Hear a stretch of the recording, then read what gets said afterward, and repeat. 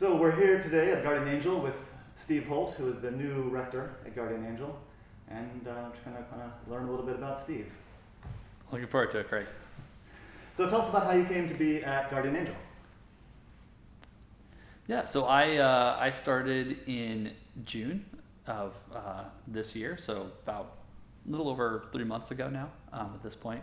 But I came to Guardian Angel. I had previously been at the Cathedral of the Incarnation, then was ordained as an Episcopal deacon in October, ordained as a priest in April, and then as I was exploring ways to serve out my priesthood, I was put in touch with Guardian Angel, did some supply work here as a deacon in January, and then talked with Craig and Whitney and Jean and got a better sense for what you all were doing here, and then we were able to find a way for me to come on as a half-time rector, serving the congregation, and then also half-time serving with the food pantry.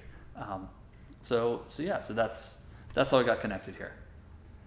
Now you're newly ordained as an Episcopal priest. That was in April, right? Yes. Yep. But this isn't your first time in ministry.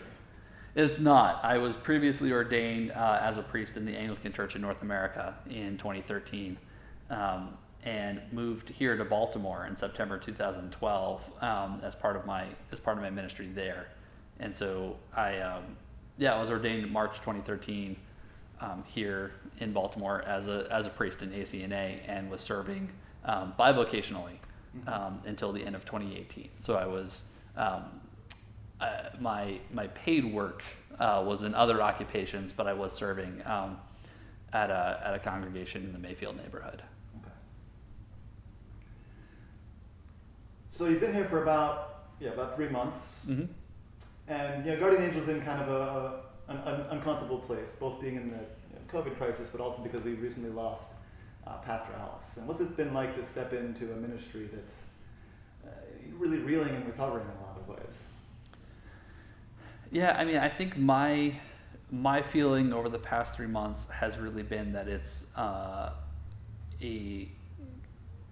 congregation and a ministry that is finding ways to thrive in the midst of the stress. I understand, the difficulty and the grief of losing someone like Pastor Alice, who had been here for a very long time, and also every church is going through difficulties with the pandemic. But I've really seen a lot of this community come together, and not just the worshiping community on Sundays, but the community that exists on Tuesdays and Wednesdays when we're here in food pantry, finding ways to continue to serve one another and take care of one another. As the pandemic hit, the food pantry didn't close down, even though a lot of its operations had been inside and were no longer safe and healthy. But people made adjustments. People, by the time I came in June, we were already distributing food outside. And we saw the number of households. We've seen that increase. In September, we were serving more than 100 households every week, which was a pretty significant increase from what had been happening prior to the pandemic. So I think I've seen a lot of resilience from this community in terms of thinking about, we're all in a very different space now, and we have to think about new and different ways to respond to the crises that we are in. And I've been encouraged. I think there's been a lot of people putting in a lot of time, effort, and energy to take care of this neighborhood, and really continue to serve the Remington neighborhood, especially in the midst of everything that's going on. So can you give a little bit of a sense of some of your priorities and some of the framework that you bring to the task of both being a priest, but then also to running the food pantry? Sure. I mean, I think my number one thing is that I really view Guardian Angel as a parish church, and I think that that's been very much a part of Guardian Angel's identity for a long time. And by that I mean that Guardian Angel does not exist solely for the purpose of kind of taking care of the church, what happens sort of within these four walls. But I think what Guardian Angel brings is this real sense of Guardian Angel is here for Remington. that Remington is a better place because Church of the Guardian Angel is here, and that everyone who lives here, regardless of their background, regardless of what their needs are, is welcome to participate and be a part of what Church of the Guardian Angel is doing. And so I've seen that happen in a lot of different ways. Obviously, you know, every week we're handing out food to people who need it, but we've also been, you know, working to get people registered and get mail-in ballots for the vote, handing out backpacks for students as they're adjusting to virtual learning. So I think my number one priority is to really continue to think about and work with everyone here in terms of how Guardian Angel exists on behalf of and for the purpose of serving and loving this neighborhood and this community. So one of the things that's been a big priority in terms of the way we spend our time at Guardian Angel, at least over the time I've been here, is in addition to bringing people, you know, Christ, we work a lot about social justice. It's a church that's been historically LGBTQ and so on, not just friendly but welcoming, and having people like that in leadership. And people took part in a march from Guardian Angel down to DC. Where do you see yourself in the church in that part of the mission that Guardian Angel's had so far? Yeah, I mean, I think that again, one of the draws of Guardian Angel is sort of its commitment to serving everyone.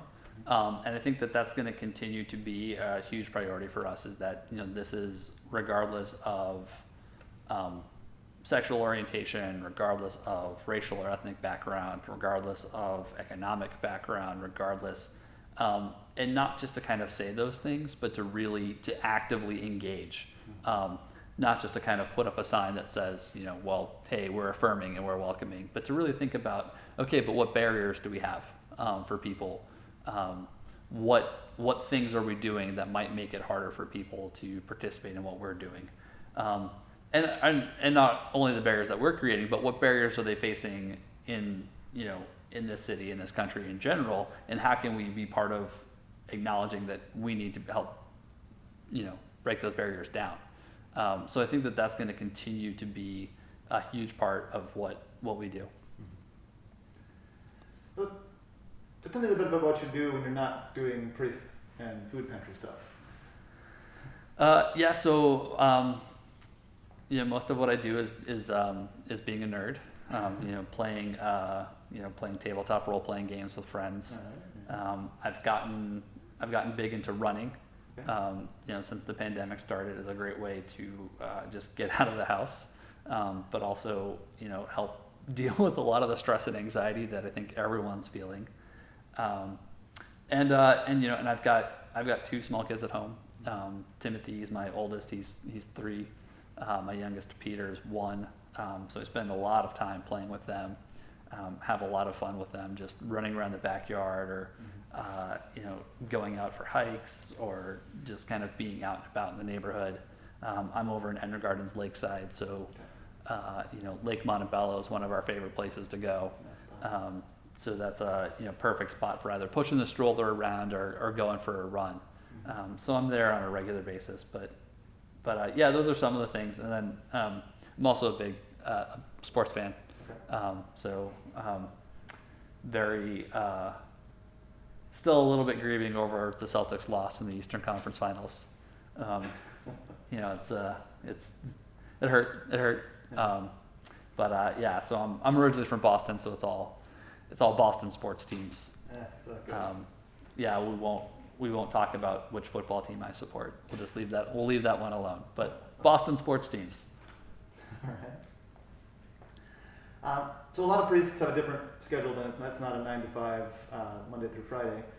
When can people expect to see you around, either virtually while pandemic things are going on, or in person? Yeah, so I'm here on Sunday mornings, for our worship service.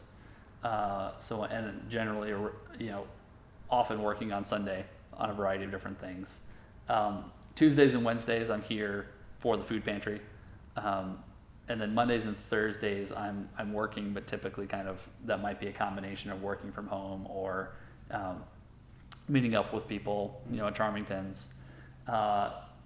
the Fridays kind of is my like day off. That's my time to just be with my family. So that's you won't see or hear from me much on Fridays unless you run into me at Lake Montebello or something like that. But and then Saturdays are also kind of an off day, but recognizing that there's a lot of community activities that happen on Saturday, so I'm often kind of jumping in on something that might happen on a Saturday. And so I guess question to wrap up on, you touched on a little bit, but what are some of the things that you're excited to do and to improve and to continue here at Guardian Angel as you move away from the getting to figure it out stage and into the doing it? Yeah, I've been excited to see our space reopen for Sunday worship. Regathering for Sunday Mass at 10 a.m. And kind of just getting that ability to sort of see people in person on a Sunday morning again has been great. And looking forward to finding other things that we can do that maintain social distancing but allow people to gather and be here in this space. I think one of the things I'm looking forward to is we're starting to talk about doing an Advent series and thinking about a way to open up the labyrinths that we have in the gym and have that available for people as a way of really engaging in the Advent season, which is my favorite of the liturgical calendar. That sense of expectant waiting that comes with Advent, I think I feel, for me, captures a lot of the Christian experience and the Christian story. So I'm looking forward to that, and really thinking about ways to connect spirituality and activism work. So my non-church career has largely been in community organizing and community development. I started off in seminary doing economic justice organizing. My first couple of years here in Baltimore, I was doing regional planning, but working with the community engagement side of things, so getting people involved in affordable housing issues, public transportation issues. And then in the last 4.5 years before I came here, I was with the state of Maryland in the Department of Housing and Community Development working on homelessness programs. So I really, in a lot of that work, it was much more kind of the do the work side of things. Mm-hmm.